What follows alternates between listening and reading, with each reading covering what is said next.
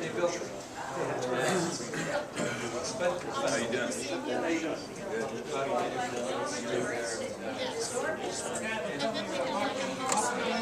Oh, we were.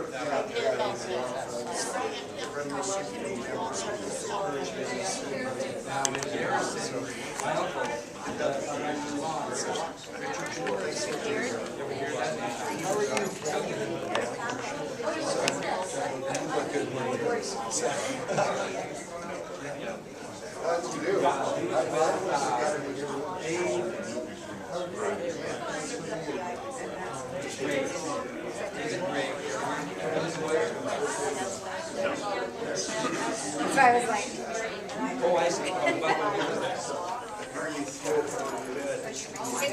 Because they went out there about David would have been there before, because they were young. We know a little bit short years. Good. Was that right? Like I said, so that's the last time. My uncle moved away. He was only there about 4 or 5 years.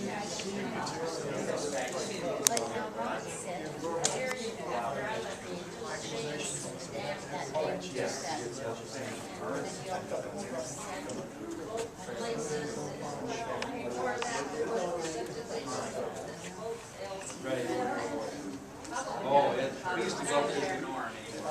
As a kid, we used to go up. That was a Sunday drive about 2 or 3 times. My dad, yes, we'd have to drive up to the work that was being done in the day. But usually it was Big City and Big City.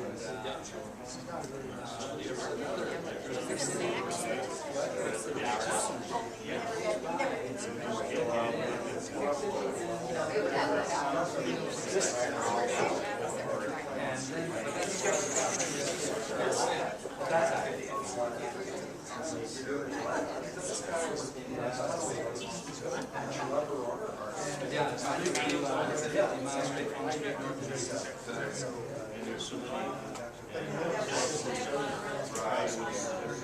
north of my sister lives in my house. Yeah, but I never really got to know anybody. That's all right. Better than the other way around. Oh, that's right.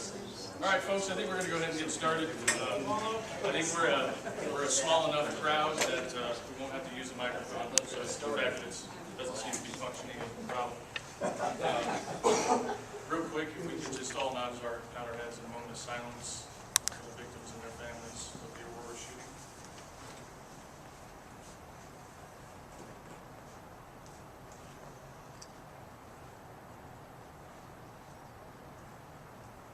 Thank you. And if we could all stand and do the Pledge of Allegiance.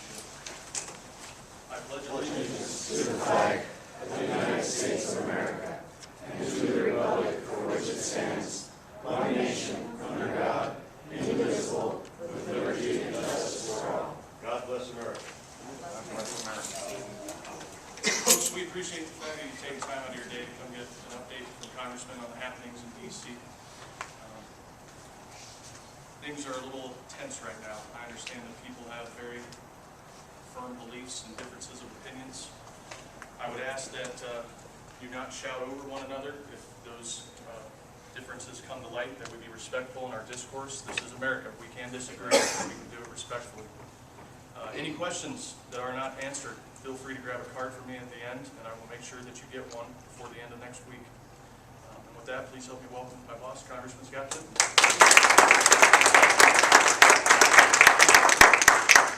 I'd like to thank you all. I know there are a couple of different options to be able to be at today, between the Little Britches Rodeo that's going on. We were just up in Westcliff, held a town hall meeting just a little bit ago, and they've got the 125th anniversary of Westcliff going on. And a lot of great activity going on out there. And I certainly appreciate Dustin bringing up the horrific tragedy up in Aurora. It touched all of us around Colorado, I think, and it's really kind of a fine example of when you get down to some very important things, and I think that what's important to all of us, and is caring about others. We saw the entire Colorado delegation come together on the floor of the House to be able to put through a resolution to condemn that horrific killing, and it was with one voice and one heart. And so that was good. And I do want to also mention a gentleman that it's my extreme honor, really, to get to know a little bit and become, I think, friends with. Bob Jackson. I saw him, Chieftain today, passed away. And, what a great Coloradoan and a great community member. Bob truly was and is, because I think a lot of what he did will live on and will be recipients of the benefit of his hard work, particularly when it came to water issues here in Colorado. Obviously a great love and a passionate supporter, you know, of the state fair, and a deep and integral part here of the Pueblo community. And there's so many pillars that you see of people that help to make things happen, and that we're all the beneficiaries of. And I know Bob will certainly be missed, and it's certainly my pleasure to have the honor of being able to know him. I just wanted to be able to speak to that. And again, thank you all for taking the time to be able to be here. This is, I believe, it's our 45th or 46th. I'm starting to lose track. Town hall meeting that we've had in the 3rd Congressional District.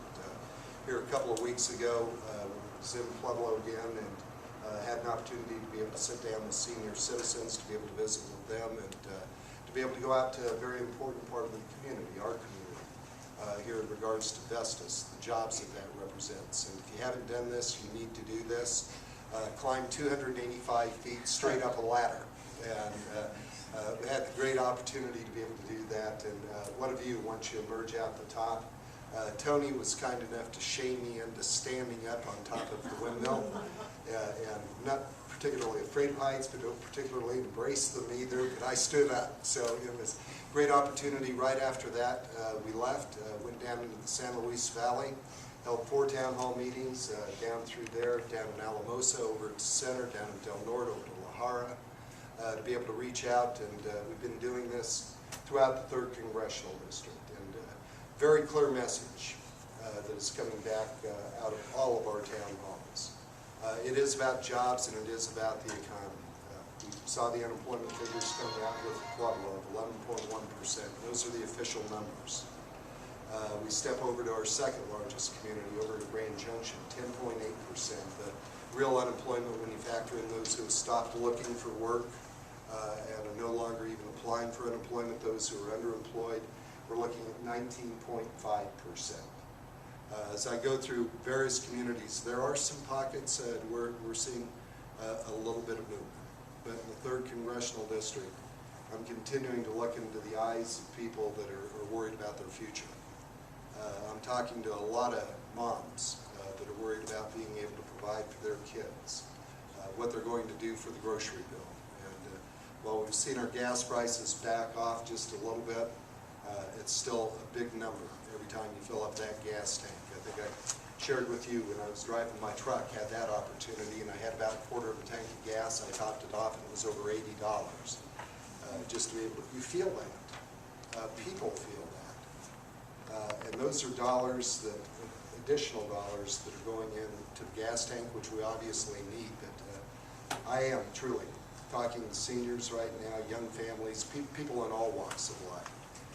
That are making a determination now not to fill up that gas tank, but how many gallons can I put in so that I can still buy the groceries, maybe still provide a little treat for the family and be able to take them out to dinner. Those are the real challenges that we're facing. There is real concern right now in terms of getting this economy moving. One thing that we did just this last week in Congress was we passed a red tape moratorium bill. Because as I've gone through our whole host of small businesses, we continue to hear about red tape, additional forms that are being required to be filled out, the costs that are going to be associated with that. We continue to hear from businesses, from individuals, from senior citizens about concern about the President's health care mandate. We have voted again to repeal that mandate. And I want to explain that a little bit to you. I think it was an important vote, an important statement, because we were taking back what we were hearing out of our communities. Our senior citizens are concerned. What we can all agree on is we need to have health care reform. It needed to be about affordability, it needed to be about accessibility, and unfortunately, as much as we hoped we could see that actually happen, we aren't seeing the results of that. I'm talking to people right now that just became senior citizens over the last few years. They reached that age. Now they're required to have Medicare, and they can't find a doctor that will take them and deliver that Medicare. I'm talking to senior citizens that are seeing their insurance rates go up, young families whose insurance rates are going up, businesses that are having to increase not only employee participation, but increase that deductible as well, providing less access. The costs are going up. The accessibility simply is not there. I think there is a better path for us to be able to pursue. Do we need to protect people with pre-existing conditions? Make sure that they're insured. We do. I have it in my family. My brother, born here in Pueblo, Colorado, came down with diabetes at the age of 7. He's been taking injections ever since. Pre-existing condition. I still have my own health care insurance with my brother to make sure that he is covered right now.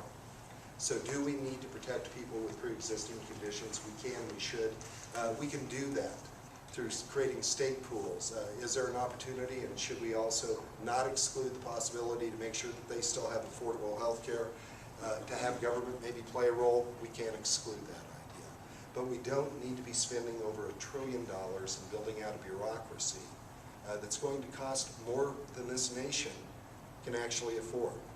We're $15.8 trillion in debt. $15.8 trillion. And many of us have spoken before. I'm a small businessman. And when we're talking about even $1 million, it is just hard to imagine. Then we got to billions, now we're into trillions of dollars, and we're stacking those up. Before the end of this year, we're going to have $16 trillion in debt in this country. Is there a better way on health care? I think there is.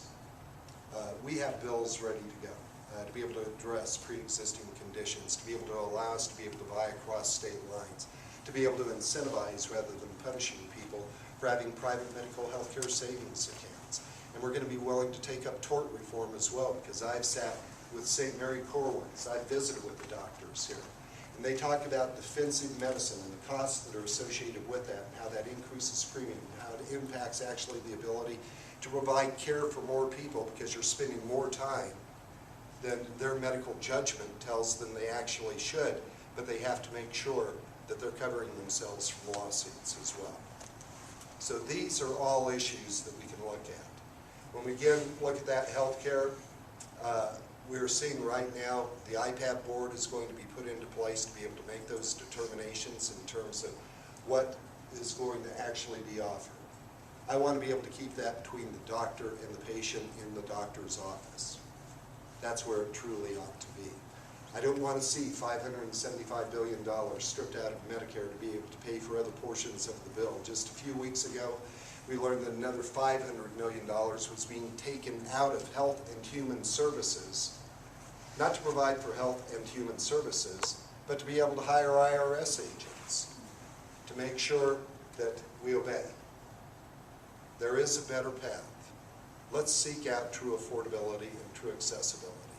We're on the cusp right now, unless Congress acts. And when I say Congress, the one thing that I really want to be able to underscore is it is just not the House of Representatives. This includes the Senate of the United States as well, in addition to the President as well.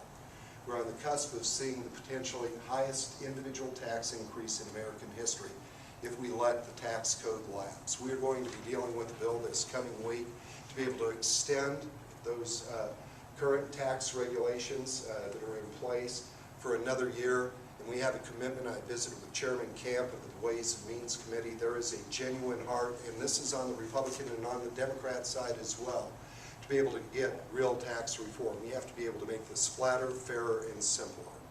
Let's eliminate all of those loopholes. But let's lower the tax rate, and let's let businesses make good business decisions with those dollars, and let's free up people to be able to make better decisions for their families as well. That shouldn't be determinations made in the halls of Washington by Congress in terms of those various loopholes or write-offs that are going to be in place. To me, that's good common sense, to be able to simplify the system. We've built out the size of government, and we're seeing now with that $15.8 trillion approaching $16 trillion in debt in this country, that the bill is coming due. We have to have a better way to be able to achieve it. And this is going to take us actually working on behalf of Americans, working on behalf of the people that we are sent there to make sure, that sent us there to try and stand up for them. I'm pleased to tell you I've had 5 bills that I've been able to get through the full House of Representatives. Had to go through committee first. We received bipartisan support on all of the bills that I put through committee. Put them on the full floor of the House of Representatives. We again received bipartisan support.